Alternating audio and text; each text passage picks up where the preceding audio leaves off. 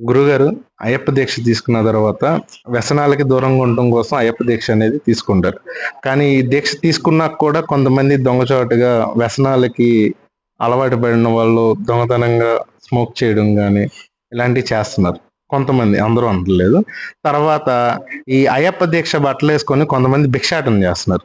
ఎళ్లి కొట్ల దగ్గరికెళ్లి బుక్ తీసుకెళ్లి రాయిపిచ్చడం గానీ, ఇలా భిక్షాటన చేయడం వల్ల అసలు స్వాములు ఎవరైనా నాకు తెలిసిందైతే ఒక పూల కొట్టు దగ్గరికెళ్ళి ఒక స్వామి భిక్షాటన చేశాడు. అయ్యప్ప బట్టలతోనే మాల ధరించి. తర్వాత పూజ సామానం కోసం ఒక అయ్యప్ప ఎళ్తే ఆవిడ ఇసుక్కుంది. "ఎంతమంది వత్తారయ్యా ఇలా పగటి వేషగాల్లాగా అయ్యప్ప బట్టలేసుకొని" అని అంటున్నారు. అసలు అలాంటి ఆటిలకి మనం అరికట్టాల్సిందేంటి? ఈ వ్యసనాలు ఉన్న వాళ్ళకి దానివల్ల వచ్చే చెడనేది ఏంటి? ఈ వ్యసనాలు పెట్టే భిక్షాటన చేసే వాళ్ళ గురించి మనం తీసుకోవాల్సిన జాగ్రత్తలు గాని, మీరు అయ్యప్పలకి ఏమన్నా చెప్పాల్సిన చిన్న సందేశం ఏదన్నా?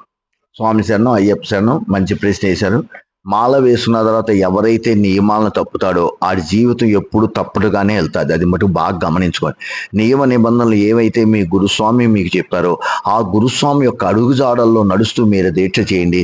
మీ జీవితం దేదీప్యమానంగా ఉంటుంది. 1. 2, ఈ భిక్షాటన, ఈ అయ్యప్ప మట్టలు వేసుకుని అయ్యప్ప సీజన్లో అయ్యప్ప బట్టలు, అమ్మవారి సీజన్లో అమ్మవారి బట్టలు వేసుకుని కొంతమంది దొంగలు భిక్షాటన చేస్తూ మేము శబరిమల వెళ్తున్నారు. అలాంటి వాళ్ళు మీ దగ్గరికి వచ్చిన మీరు చేయవలసిన ఫస్ట్ పని ఏంటంటే, "నువ్వు ఆగు బాబు, నిన్ను నేనే శబరిమల తీసుకెళ్తారా, నా పీఠంలో ఉండు, నీకు డబ్బులు లేవు కదా" అని చొక్కా పుచ్చుకుని నిలబెట్టిన రోజున ఆడు ఆటోమేటిక్గా దొంగోడైతే పారిపోతాడు, మంచివాడైతే అలాగే "స్వామి నేను మీతోనే ఉంటాను, వస్తాను." ఇది చేయకుండా ప్రతివాడు "ఫోన్ లేదా అయ్యప్ప కదా అడుగుతున్నాడు" అని డబ్బులు ఇవ్వటం వలన ఇవాళ హిందూ మతం ఎలా అయిపోయిందంటే అడుక్కునే పరిస్థితికి హిందువులు వచ్చారు, కామెంట్ చేసే పరిస్థితికి మనం దిగజారిపోతున్నాం. ఏంటి, అన్నీ ఉండి ఆధ్యాత్మికంగా ఉంది, శారీరకంగా ఉంది, ఆ ధనం కానీ, పలుకుబడి కానీ, శక్తి కానీ మన దగ్గర ఉన్న హిందువుల దగ్గర ఉన్న శక్తి ఎవరి దగ్గర లేకపోయినా ఇతర వాళ్ళ చేత హిందువులు మాట పడటానికి కారణం ఇలాంటి కొంతమంది దొంగ స్వాములు. అలాంటి భిక్షాటం చేసే వాళ్ళని నిలబెట్టి మీరు ఖండింపు చేయకపోతే చాలా కష్టం. మీరు నమ్మరు. ఏలూరులో చాలామంది ఉండేవారు. నేను చాలామందిని పట్టుకుని ఇట్రా అని చెప్పిన తర్వాత ఇప్పుడు సుమారు 100కి 99% తగ్గిపోయారు. ఇంకెక్కడ 1%. ఒక్కోసారి నన్ను చూసి కూడా అమ్మో ఈయన వస్తున్నాడు, ఊరు కూడా కొడతాడని పారిపోతూ ఉంటారు ఈ దొంగ స్వాములు భిక్షాటం చేసేవారు.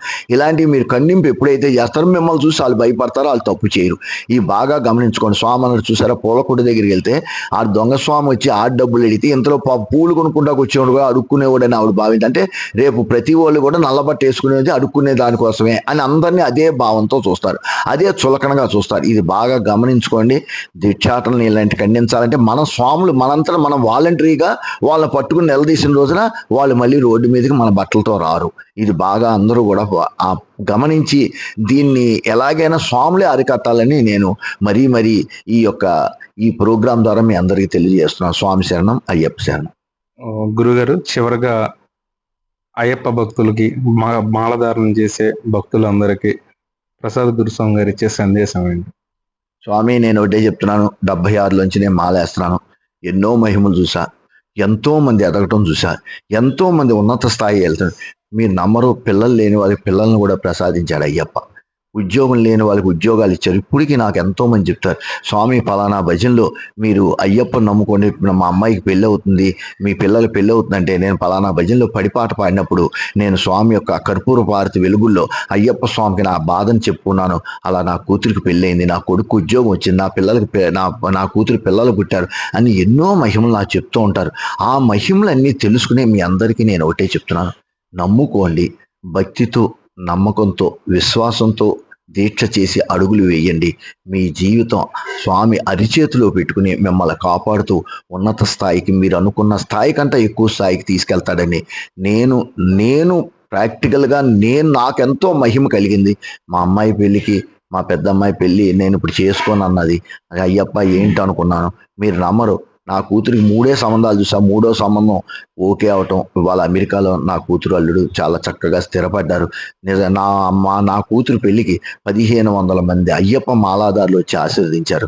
ఇదే నాకు నిదర్శనం. నేను చెప్తున్నాను, నా కుటుంబం, నా పిల్లలు ఎలా అయితే ఎదిగారో మీ కుటుంబం, మీ పిల్లలు, మీరు కూడా ఎదుగుతారు. స్వామిని నమ్ముకోండి. నమ్మకంతో, విశ్వాసంతో, భక్తితో స్వామికి దండం పెట్టుకోండి, పూజించుకోండి.